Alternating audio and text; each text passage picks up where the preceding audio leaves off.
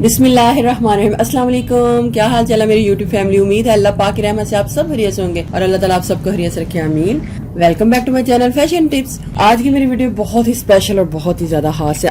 आज मैं आपके लिए बड़ी ही जबरदस्त रेमेडी लेके आई हूँ। आज मैं आपको बताऊंगी कि हम पपाया को किस तरीके से यूज करेंगे कि हमारे फेस के ऊपर जो झुर्रियाँ आ रही हैं वो खत्म हो जाएंगी और इसके साथ साथ अगर फेस के ऊपर कालापन है वो भी खत्म हो जाएगा। तो बहुत ही अच्छी ये रेमेडी है, आप इसको जरूर ट्राई कीजिएगा, आपको इसके बहुत अच्छे रिजल्ट मिलेंगे। लेकिन व्यूअर्स इधर एक बात याद रहे, आज मैंने जो पपीता यानी कि पपाया को उसकी मैंने बीज जो है उसका फेस मास्क जो है वो बना के फेस के ऊपर यूज करना है।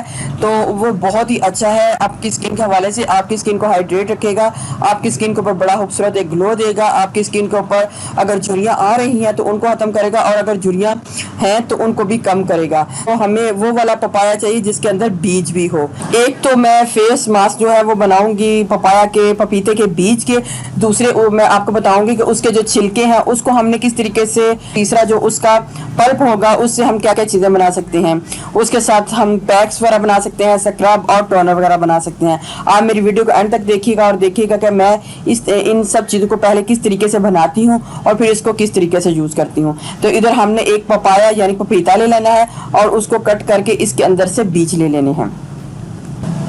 इस पपाये के अंदर तो बीज नहीं है, लेकिन आपने वो वाला पपाया ले लेना है और जिसके अंदर बीज होंगे। और इन बीजों को सबसे पहला हमारा जो होगा वो बीज के साथ होगा, बीज से बनाने वाला होगा जो कि आपके फेस के ऊपर से जो झुर्रियाँ हैं उनका खात्मा करेगा। तो आपने बीज ले लेने हैं और थोड़ा सा इनका पपाये का गोदा ले लेना है, इन दोनों को ग्राइंड कर लेना है। ग्राइंड करने के बाद इस मास्क को आपने वीक में 2 से 3 टाइम अपने फेस के ऊपर लगाना है। तो आपके फेस के ऊपर या हाथों के ऊपर जिधर भी आप इसको अप्लाई करेंगे आपकी जो स्किन है उसके ऊपर से झुर्रियों का बिल्कुल खात्मा हो जाएगा। अच्छा जी, सबसे पहले तो हमने इसका छिलका इस तरीके से ले लेना है, उतार लेना है। अब नेक्स्ट जो टिप है वो मैं इस छिलकों के ऊपर है, यानी कि हमने पपीते का जो छिलका है उसको उतार के फेंकना नहीं है, वो भी रख लेना है। और इसका जो गोदा होगा उसको भी हमने रख लेना है। उसको कट करके थोड़ा सा पपीता एक बॉल में डाल लेना है, उसको अलग से हमने कद्दूकश कर लेना है और पपीते के जो पील होंगे, छिलके होंगे, उनको अलग से कद्दूकश कर लेना है।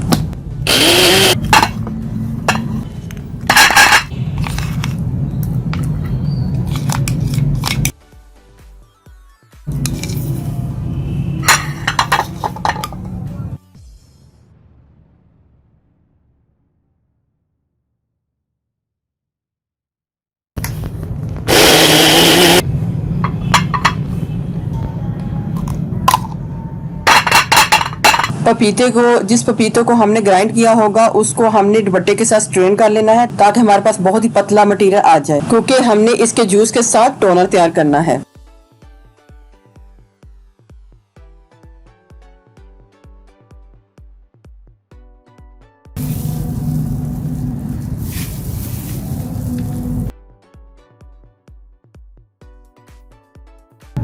इसको मैं बाद में बताती हूँ कि हमने इसका क्या करना है। सबसे पहले मैं इसका कर लूँ।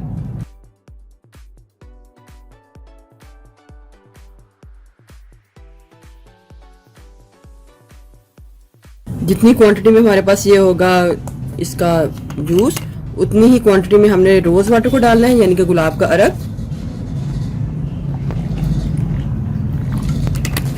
और इसमें एक लेमन ऐड कर लेना है, लेमन का जूस, हाफ लेमन का जूस ऐड कर लें।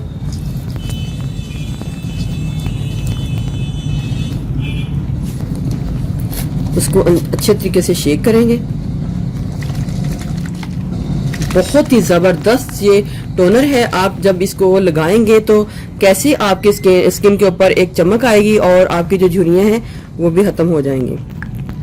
आपने इसको लेना है रात के टाइम, आपने लेना है, ये नाइट सीरम है।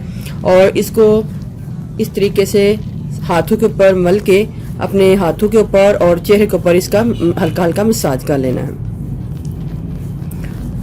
अगर आपकी स्किन बहुत ज़्यादा ड्राई है तो आप इसके अंदर ग्लिसरीन को भी ऐड कर सकते हैं और फिर इसको लगा के सो जाएं। सोने के बाद आप सुबह उठ के नॉर्मल पानी के अपना चेहरा और हाथ होकर धो लें।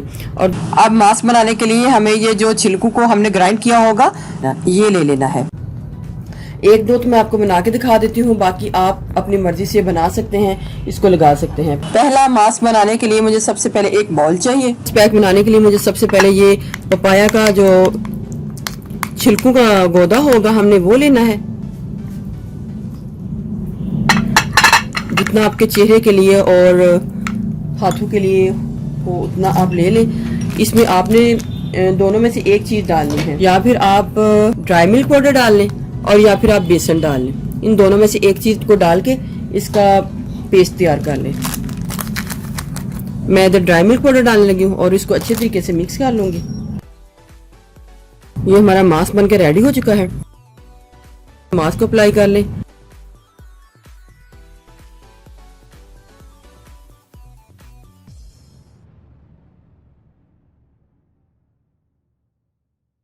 डेली भी यूज कर सकते हैं, एक दिन छोड़ के एक दिन बाद भी यूज कर सकते हैं। तो ड्राई होने के बाद या 5 से 10 मिनट बाद आपने अपने हाथों को इससे नॉर्मल पानी से धो लेना है। स्क्रब बनाने के लिए हमें इधर सबसे पहले चावल का आटा चाहिए। 1 टीस्पून आप चावल का आटा एक बाउल में डाल लें और इतना मटेरियल डालें जिसमें ये हमारी एक अच्छी सी पेस्ट जो है रेडी हो जाए और हमारा स्क्रब भी बहुत अच्छा सा रेडी हो जाए।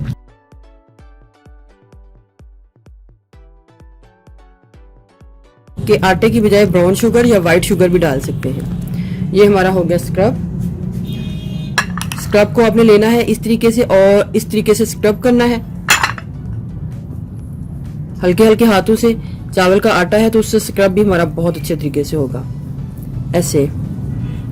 ठीक है, 2 से 3 मिनट स्क्रब करने के बाद आपने अपने हाथों को नॉर्मल पानी के साथ धो लेना है। और बाकी इसके अंदर आप नॉर्मल सी हनी को मिला के ये भी एक बना सकते हैं और इसको क्लींजिंग भी बना सकते हैं। क्लींजर भी मैंने बनाना बता दिया, स्क्रब भी बता दिया, मास्क भी बता दिया और इसके साथ साथ टोनर भी बता दिया।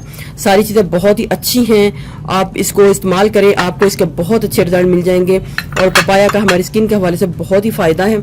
आप इनको बना के यूज़ करें तो आपके फेस के ऊपर जितने भी ब्लैक स्पॉट हैं, एजिंग के साइन आ रहे हैं, सबसे ज़्यादा इसका फ़ायदा एजिंग के जो इफेक्ट आ रहे हैं, चेहरे के ऊपर झुर्रियाँ आ रही हैं, तो बहुत अच्छा है। इसके बीज भी बहुत अच्छे हैं और इसके साथ साथ इसका हर चीज़ टोनर, स्क्रब, मास्क और साथ साथ क्लींजर भी बहुत अच्छा है। आप इनमें से कोई भी चीज़ बना के यूज़ कर लें तो आपको इसके बहुत अच्छे रिजल्ट मिलेंगे।